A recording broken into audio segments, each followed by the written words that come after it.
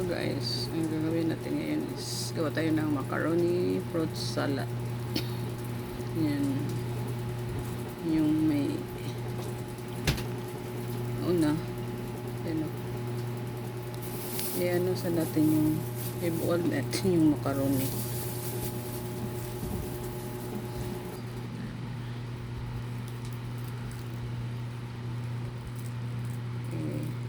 Ipakulo mo na yung tubig bago ilagay mo yung noodles. Lagyan mo ng oil at saka asin, konting asin.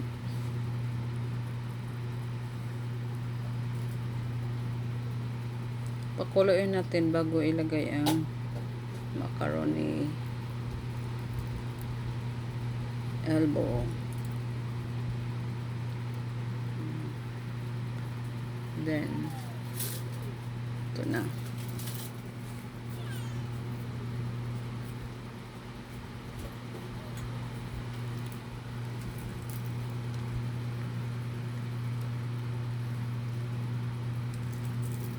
Until na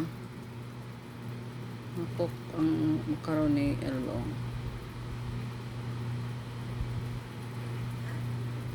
Then luto na.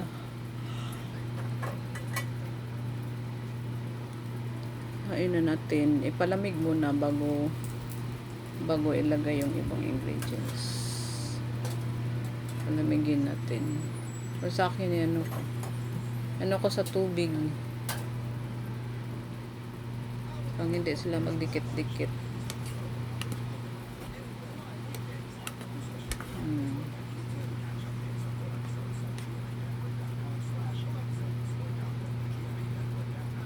Pag luto na yung noodles, yung ihati mo yung elbow, wala nang walang puti sa gitna, luto na yan. Hindi man masyadong ma-overcook siya kasi pangit, parang yung salad sobrang ma-overcook. Yung insakto lang.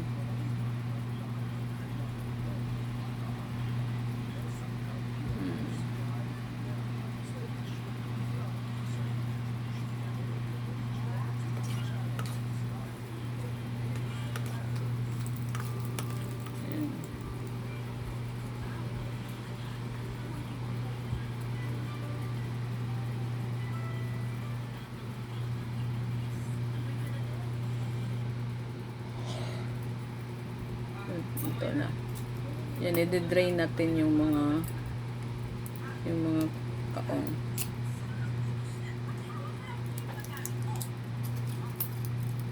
I-drain.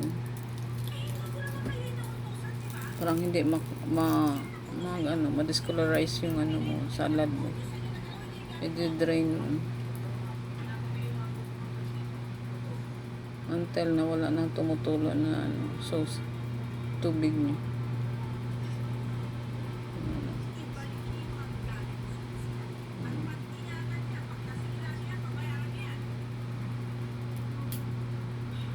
Red at saka green kaong.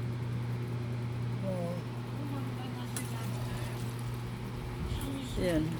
Then i-drain din natin yung yung fruit cocktail.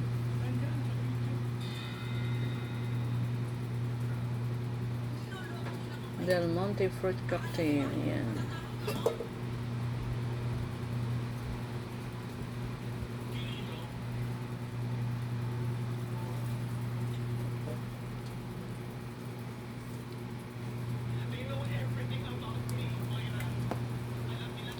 Yan ang macaroni noodles. Macaroni elbow. Elbow yung ginagamit natin. Yan. Pag ma-drain na, pag wala nang tumutulo, yan, pwede na. Pati yung mga nata de coco pala yan.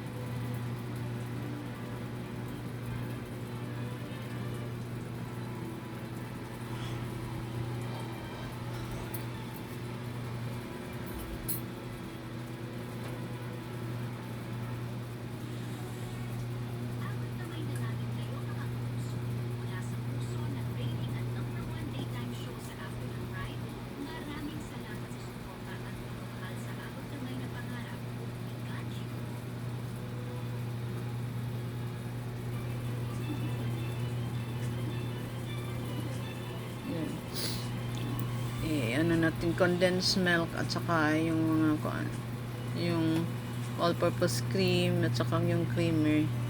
Then mayonnaise, 1 cup na mayonnaise yan.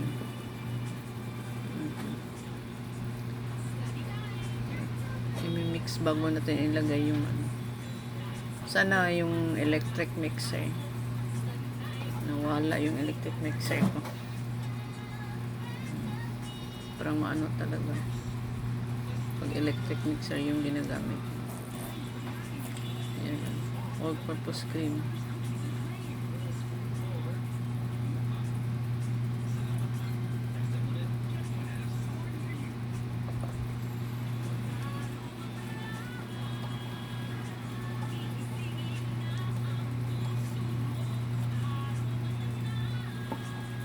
Isa lang ang condense nilagay ko kasi yung isa cream. Condense cream. Condense niya nasa cream siya.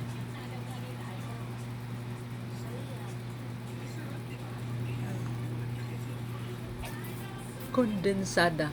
Creamer de condensada.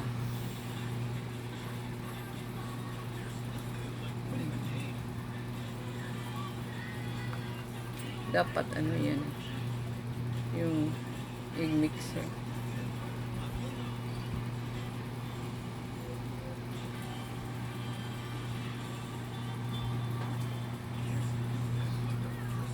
Yan, pag na ma-mix mo na, then ilagay natin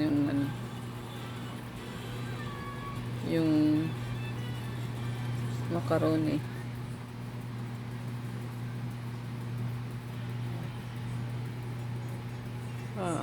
Ito na ang ating finished product na macaroni fruit salad. Yan. Thank you for watching. Bye.